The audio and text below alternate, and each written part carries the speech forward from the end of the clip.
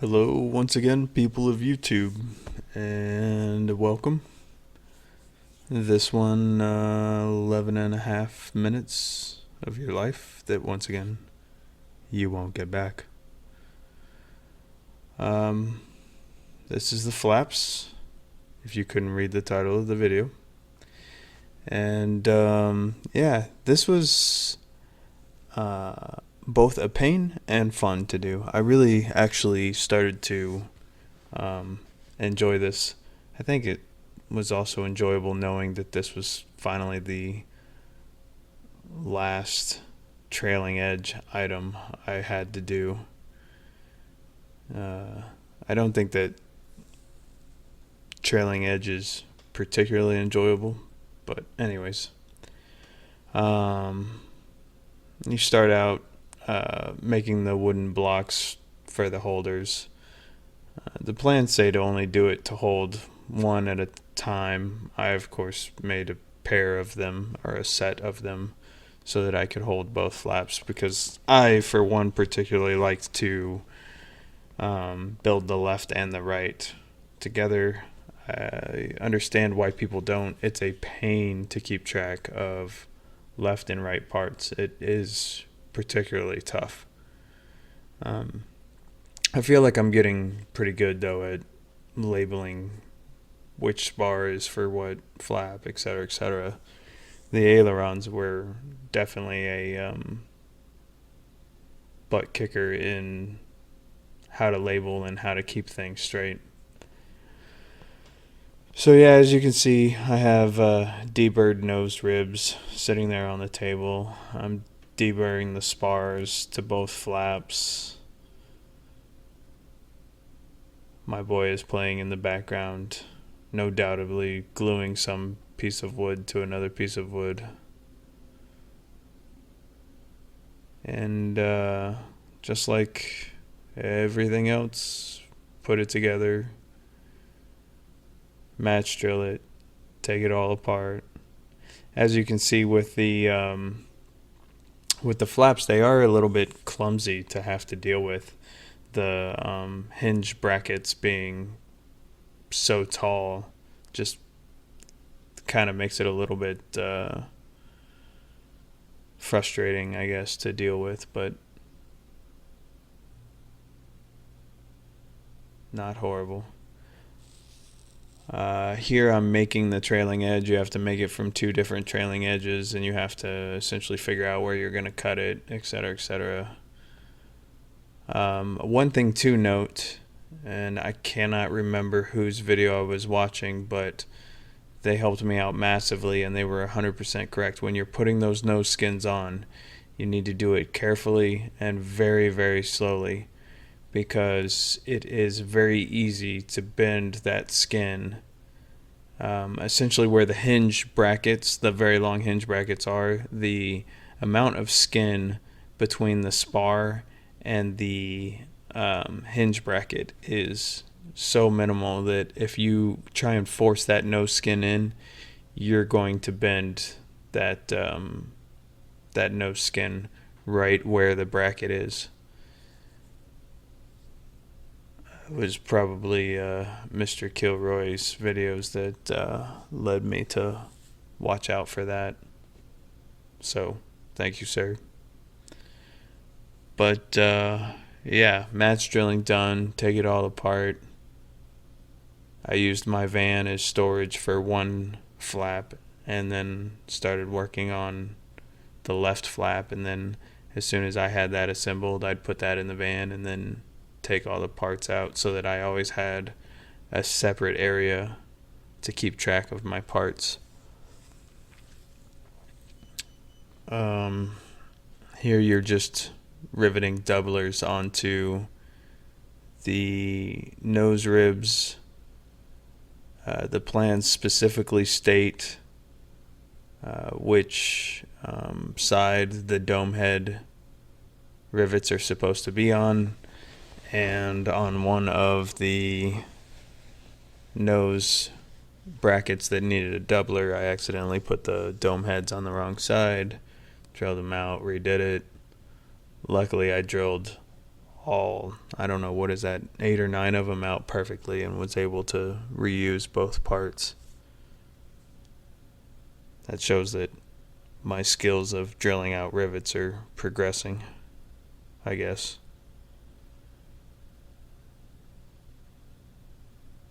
And yeah, it looks like now we're moving on to final assembly.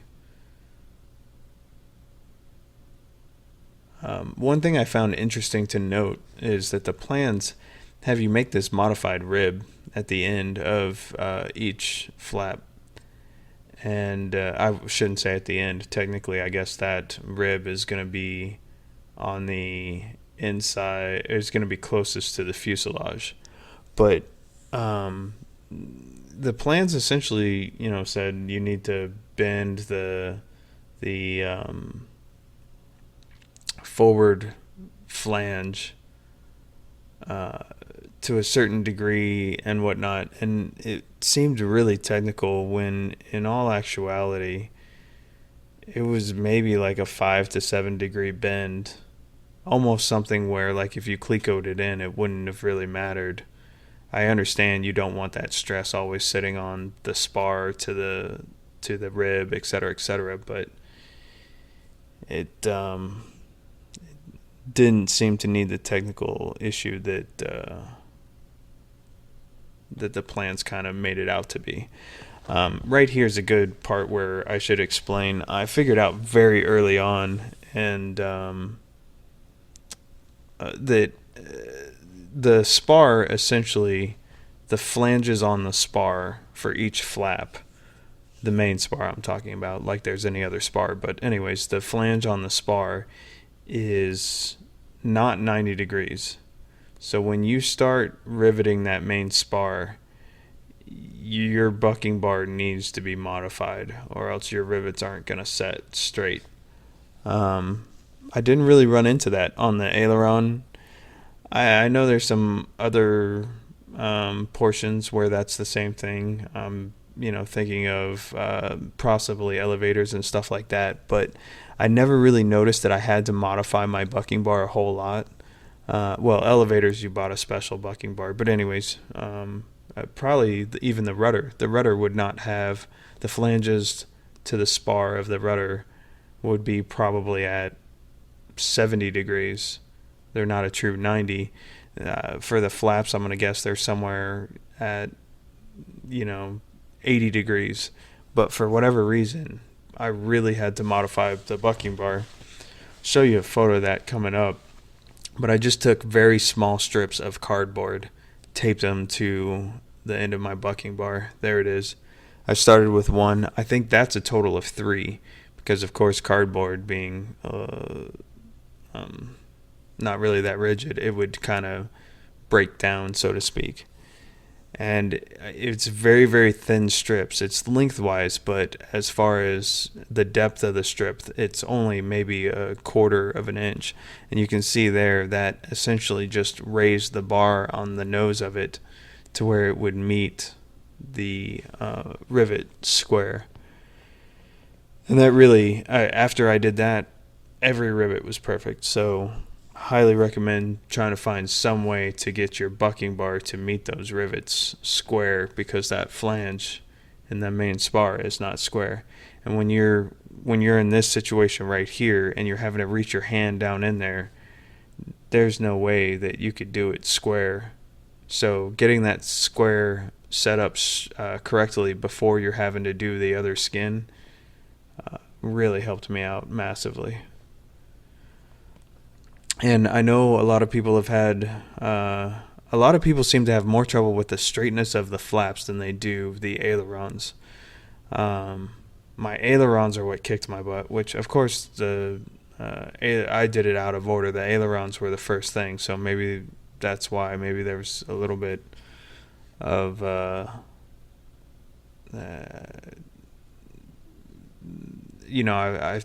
guess I haven't worked on it, and I had to take a 6-8 month hiatus because COVID, and I was waiting for parts, and so I guess that's what ended up happening. But my flaps came out completely straight, also because, as you can see right here, I'm making angle iron that I'm going to put on the trailing edge.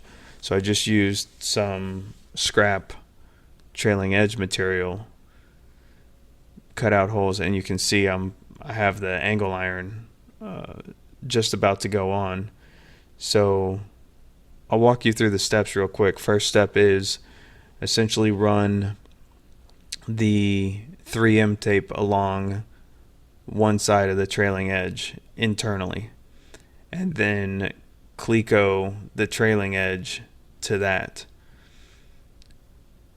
Once the 3M tape has set, maybe 5-10 minutes, then I open it back up, I put 3M tape along the trailing edge, and then I cleco the whole thing up to an aluminum 90-degree angle iron, whatever you want to call it, straight bar, just stock aluminum that I bought from some aluminum warehouse.